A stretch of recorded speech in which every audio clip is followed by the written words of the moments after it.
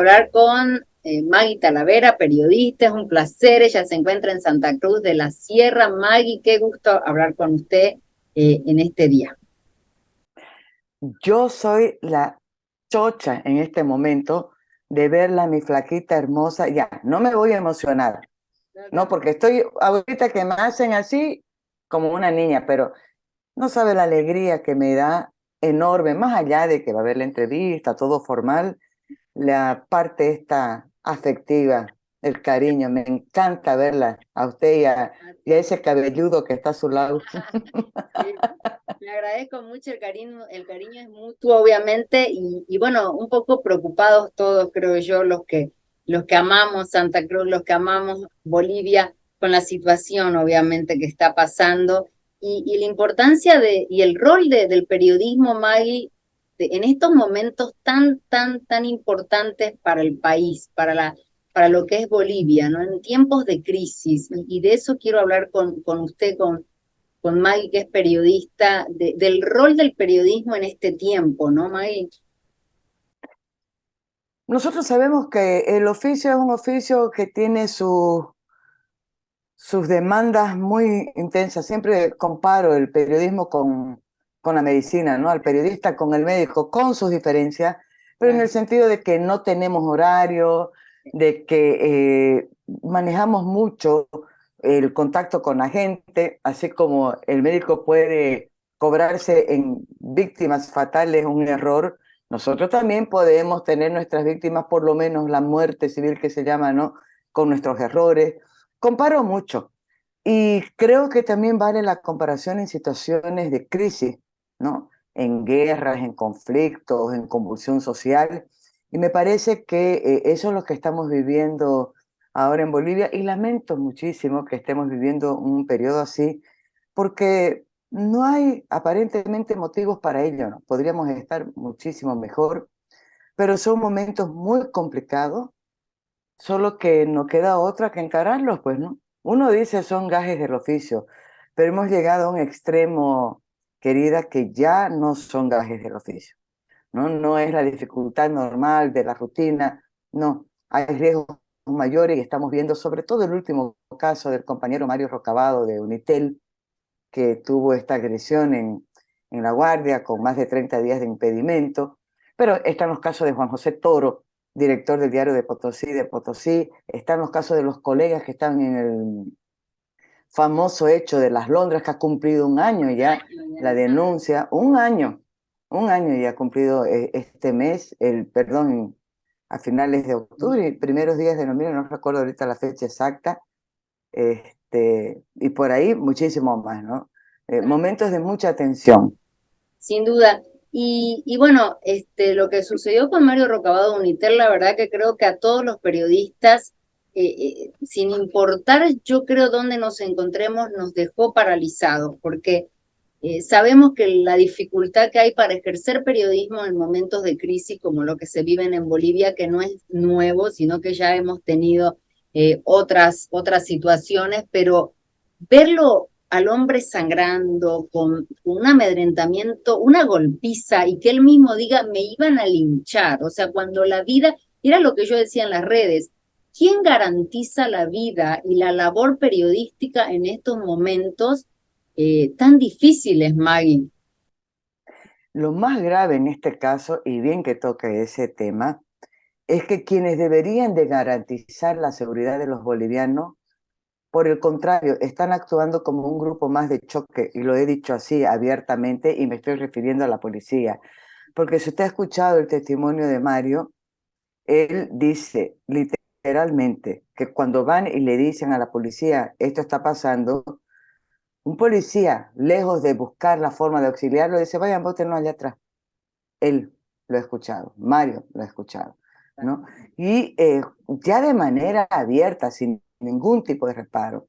Y sobre este caso, comentarle algo que todos los días pienso en los colegas que están ahorita en el trabajo de calle, ¿no? Lo difícil que está haciendo hacer ese trabajo, porque yo fui a La Guardia después, muchos días después, en busca de la señora, esta viejinga maravillosa, la De que la enfrenta al Guardia. policía. Me imagino que usted ha visto Sí. el video y lo tengo aquí.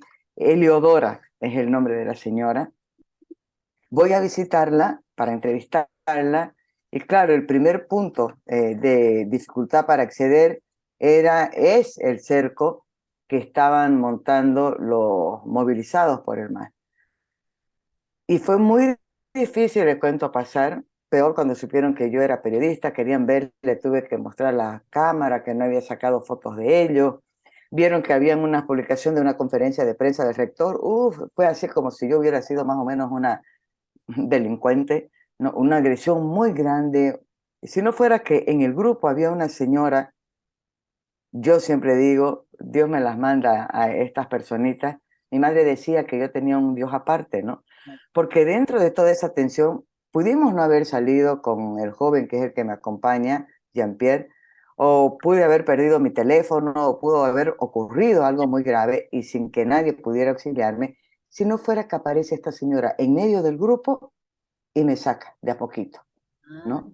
Entonces yo sentí una partecita de lo que debe haber vivido en su momento Mario.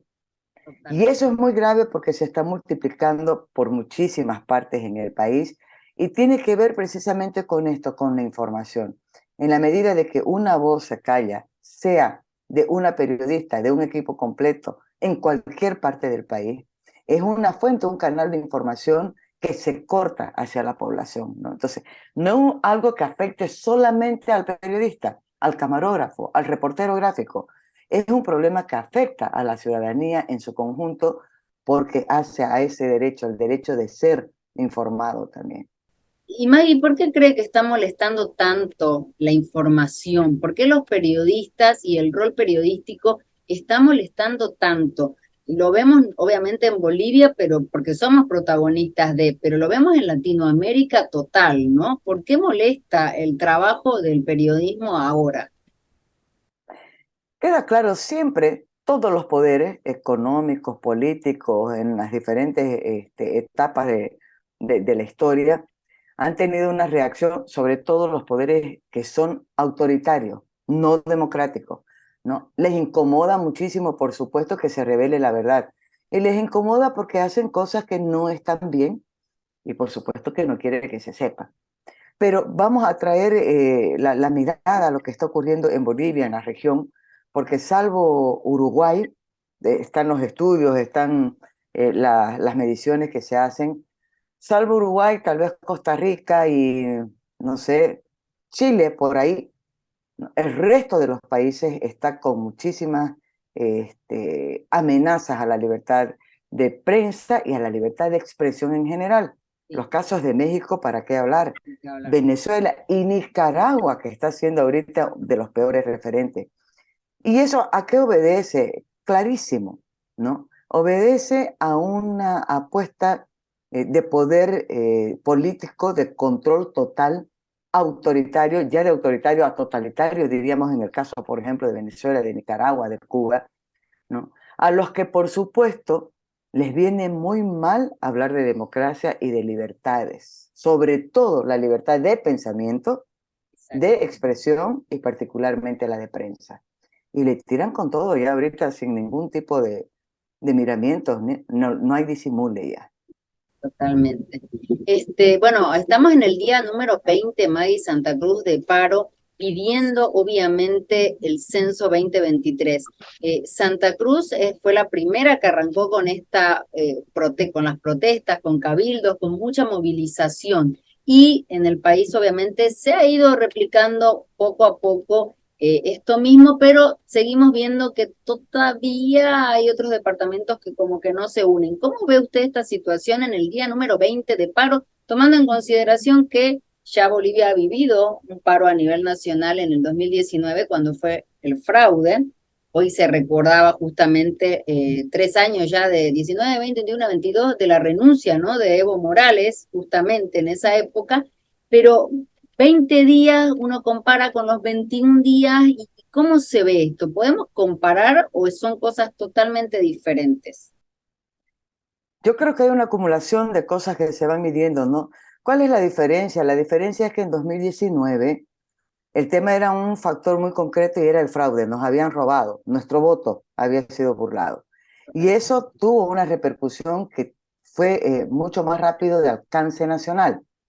La diferencia con lo que está ocurriendo ahora es que ha costado mucho que una demanda que ha nacido de Santa Cruz haya tenido un remate o una repercusión nacional. Y ahí entran muchos elementos. Sí, yo creo que estamos viendo en este momento una fortaleza mayor todavía que la de 2019 desde la sociedad civil, mucho más que el tema del protagonismo de los actores políticos partidarios. Y algo que no podemos, claro, uno dice no, que 2019 la cosa fue más progresiva, tuvo un impacto más rápido, fueron 21 días también. Mañana vamos a ver si rompemos el récord de 2019, ¿no? Hay gente que está armando sus arbolitos de Navidad en las rotondas aquí, por si acaso. Sí, ¿no? ¿Ya? Sí. Pero yo digo que hay un factor que no nos podemos, que no lo podemos olvidar, que es, venimos de pasar una crisis sanitaria mundial de terror que fue la pandemia del COVID-19. Yo realmente nunca pensé que iba a tener resultado el paro. Yo dije cuando decretaron el paro de 24 horas, ya. El de 48 dije, uy, y ya cuando el 30 de septiembre el Cabildo dice paro de indefinido de aquí a 21 días, dije, va a ser difícil. Primero porque veníamos de una pandemia, la economía no estaba bien, habían habido muchas pérdidas, el ánimo no estaba bueno y me sorprende. Debo decirle, me saco el sombrero de ver la capacidad de resistencia que hay en Santa Cruz, pese a todas las adversidades, para estar ya en el 20º día de un paro departamental con cerco, corte de suministro de gas, corte de provisión de combustible, suspensión de las exportaciones, pero además movilización abierta de grupos de choque generando violencias terribles apoyados por la policía. O sea, hay un escenario que está focalizado sobre todo en Santa Cruz, pero que no ha quedado tampoco lejos de lo que ha pasado en La Paz, donde también la reprimieron la marcha de los paseños.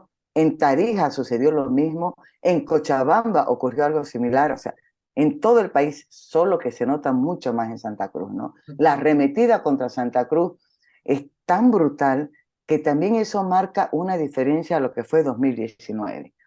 Creo que se han vuelto a abrir viejas heridas, se han abierto otras nuevas y va a ser muy difícil revertir todo lo que se está sembrando en este momento como manifestaciones de violencia. Exacto. ¿Y cómo se entiende que un gobierno que tiene que gobernar para un país completo y no solo para 8 departamentos, 5, 3, termine arremetiendo con tanta violencia, cercando a su departamento más importante, entre comillas, porque al fin y al cabo todos somos importantes, ¿no? Dentro de un país. Pero ¿cómo entendemos que arremetan de esta manera contra Santa Cruz si al fin y al cabo hay que gobernar para todos? ¿Por qué no se está gobernando y por qué no se le está dando atención a todos los departamentos? ¿Por qué a Santa Cruz no? ¿Por qué ejercemos tanta presión sobre este departamento en específico? Es bueno remarcar eso, ¿no? 70% de los alimentos se producen en Santa Cruz, de alimentos que se necesita a nivel nacional. Claro.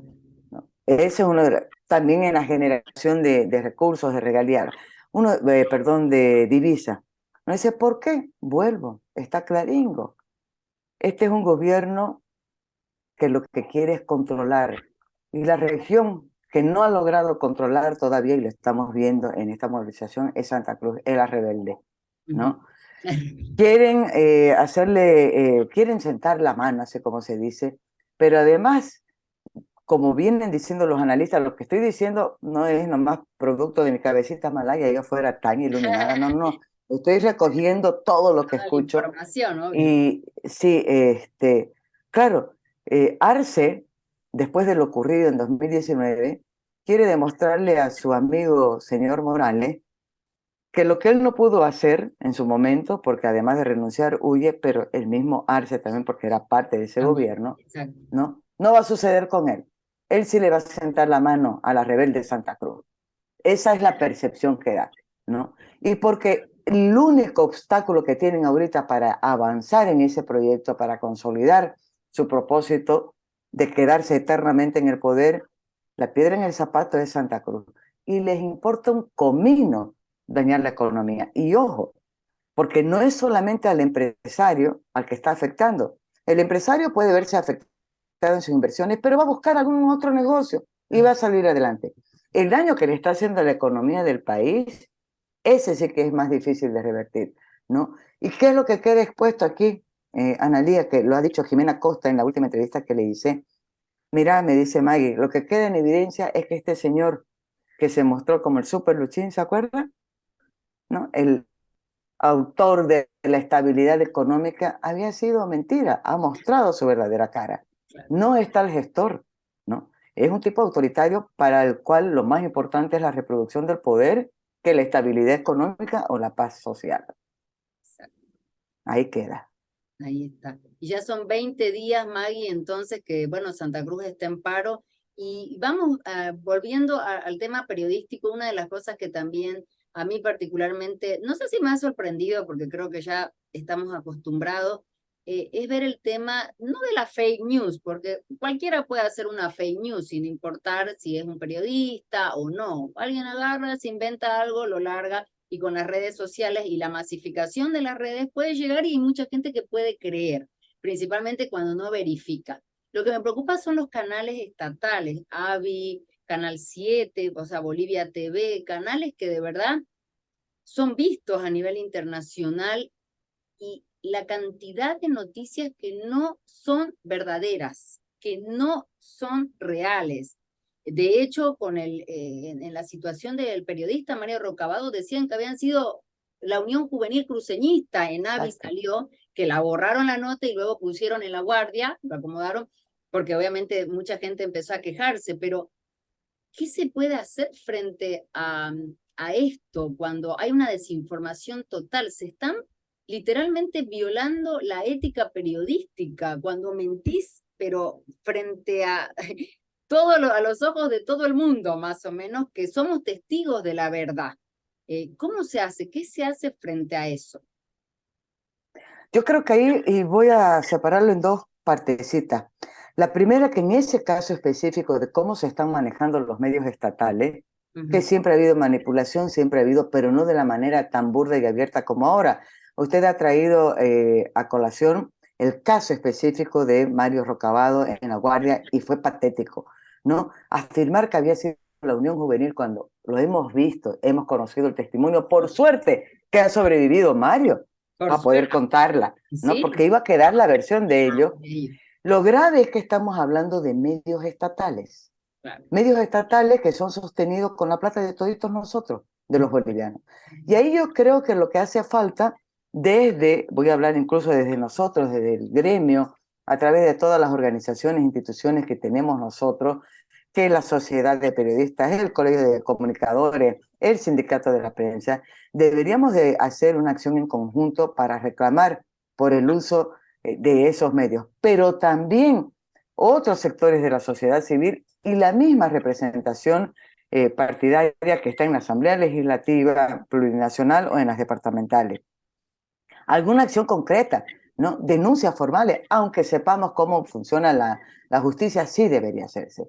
Pero más allá de eso, algo que realmente es asustador, uno puede ser indignante, yo digo asustador, es la prepotencia con la que está actuando el gobierno y todos sus voceros en todas las instancias en las que está actuando. Y voy a traer simplemente el ejemplo más reciente que tiene que ver con el censo. Si usted ha estado acompañando lo que fue primero la reunión en Cochabamba y luego la reunión en Trinidad, va a decir, pero qué capacidad para mentirnos, como si no hubiera más ojos. Por suerte que hay otros medios que están registrando los hechos, ¿no? Pero sale decir, no, ninguna delegación presentó una propuesta diferente a la del INE que pueda demostrar que el censo se puede hacer en 2023. Cuando hemos escuchado hasta el cansancio, ya no solo la propuesta de Santa Cruz, sino también la de La Paz, la de Tarija, la de Beni, pero niegan de una manera tan descarada y le preguntan los periodistas, no, parece un grabador, ¿no? Porque no repiten lo mismo, la misma mentira, pero de una manera increíble, el mismo discurso del presidente en sus 2 años de gestión. Ya han hecho los memes, usted debe haber visto, ¿no? Un Los montón. choquitos de Suiza llegando a Bolivia, porque aquí puede estar mejor que en Suiza. Sí, Entonces, eso es asustador porque han perdido por completo el poquingo de rubor o de temor a una reprobación de la sociedad civil, ¿no? Le tiran con todo y eso es muy, muy preocupante porque además hacen uso de los medios estatales y de otros medios que no son estatales, que son privados, pero que están cooptados por el MAS, por la plata, por interés, por lo que fuera.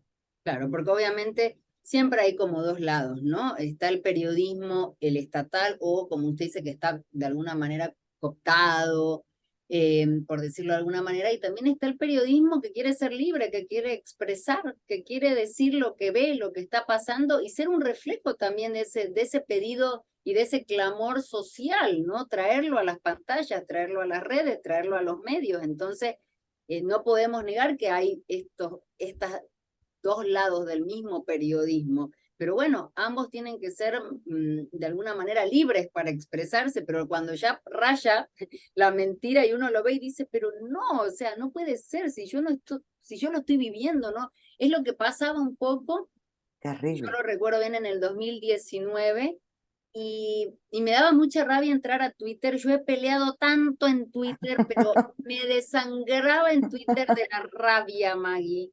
Porque no entraba ni, entraba a otras redes, pero en Twitter me agarré y me peleaba con los extranjeros. Porque todos querían contarme lo que yo salía a mi rotonda a vivir o lo que yo vivía y le decía, pero, o sea, ¿cómo me vas a decir a mí algo que no estás viviendo? O sea, ¿quién sos vos, digamos, no? Mm. Y esas son cosas que me parece a mí, son hasta falta de respeto, que otra gente quiera opinar por algo que uno solamente está viviendo. Y eso es lo que pasa, creo, con lo que pasó el otro día con el discurso, que si vemos Canal 7, si nos quedamos con y escuchamos eso, decimos, pero estos viven en la gloria, ¿no? No tienen inflación, viven espectacular, ¿qué se están quejando? Están locos de estar 20 días asoleándose en la calle, pero claro, no vemos el todo.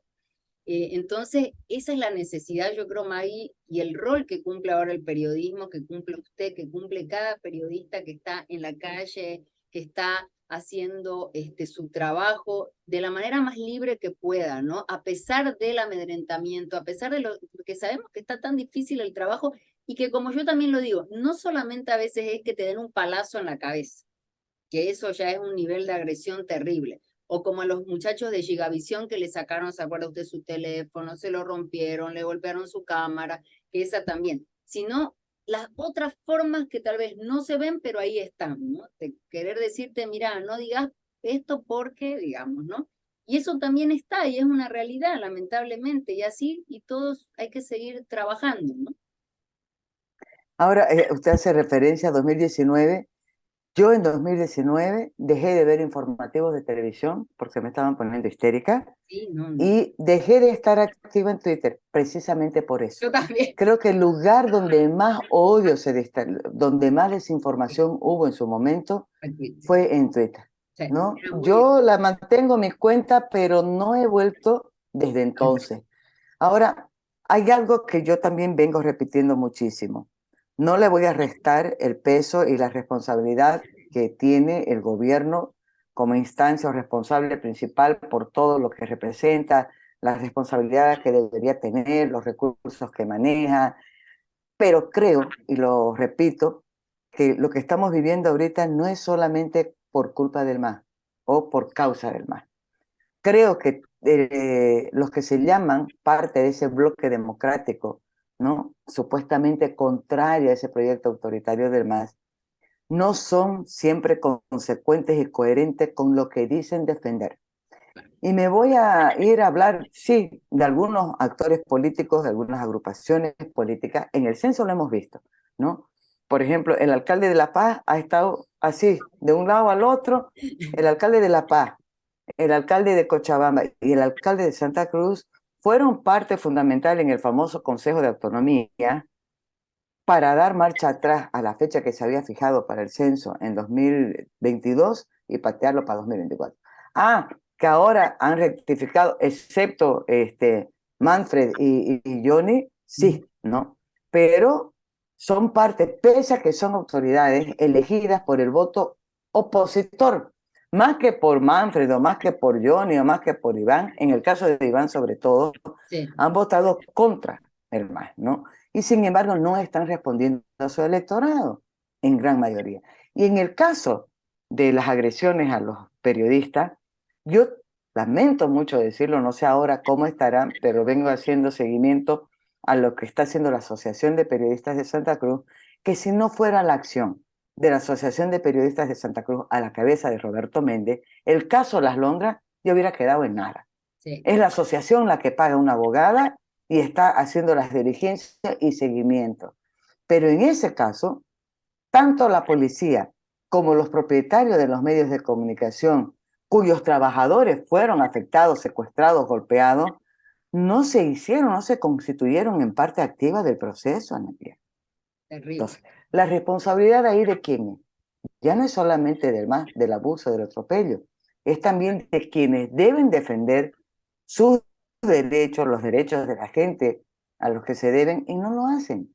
¿Por qué? Por un montón de motivos, razones, sí, pero yo creo que no hay una excusa ni justificación que alcance para tratar de decir, bueno, ni modo, ¿no? Exacto. Bueno, el caso Las Londras van a ir a la CIDH, ya creo que presentaron, ¿verdad? A la corte, Sí, ya se presentaron, y en el están, caso de Mario Rocabado también vi que dentro de su denuncia va a incorporar al viceministro de Seguridad, si no me equivoco, y al ministro de Gobierno también, ¿no? Como parte exactamente. va a denunciar formalmente no solo a los agresores, que dicen que hay unos cuantos, creo que hay 3 detenidos, o por lo menos ya están imputados, y aparte va a incorporar, porque la verdad que bueno, que vale la pena hacerle seguimiento a estos casos, Maggie. Maggie, para cerrar, cómo ve esta situación cómo podemos tomar esta situación? ¿Qué va a pasar si uno pudiera no tener la bola mágica más o menos y decir esto se acaba mañana, pero ¿a dónde nos va a llevar todo esto? ¿A dónde quieren llegar con esto el gobierno? Yo insisto, para mí es un gobierno que tiene un propósito muy claro y sí, estoy convencida también a estas alturas del partido que no es un proyecto político totalitario exclusivamente nacional o plurinacional, que es la palabrita de moda ahora, ¿no? Sí. Sí, yo creo que responde a un proyecto político que es transnacional, donde está Nicaragua, Venezuela, Cuba, China y demás, Marca Brasil, jamás, Argentina en su momento, claro. ¿no? Pero en el caso concreto de Bolivia, sí. Eh, eh, Quisiera ser optimista, ¿no? Que si yo ya estoy en el descuento, he cumplido 61 añitos, estoy en el descuento, ya no tengo Ah, 20 ni 30, ¿no? Y digo, de verdad que quisiera poder despedirme de esta maravillosa vida y entrar a otra más bonita, así dicen que es, con esa sensación de haber pasado esta tormenta y decir, ay, mis hijos van a vivir en un país maravilloso. Quisiera tener esa expectativa. No las tengo, ¿no? No. Yo veo un panorama muy sombrío y digo, la única forma de que ese panorama que estoy viendo sombrío se pinte de colores bonitos va a depender de las cosas que hagamos hoy en este momento, en todos los sectores de la sociedad. Y ahí tenemos nosotros un reto muy grande como periodistas, Analía, que es el de desarrollar una capacidad de saber llegar a la gente con mensajes que no son solamente mensajes telegráficos, porque yo digo, los periodistas no somos una cajita de resonancia ni unas maquinitas de unos grabadorcitos que uno aprieta un botoncito y repite las cosas. No, ya yo a estas alturas del partido tengo la capacidad de decir, no, eso de imparcialidad ya no me la creo porque frente a la injusticia, frente a la mentira, yo no puedo ser imparcial, ¿no? Tomo partido.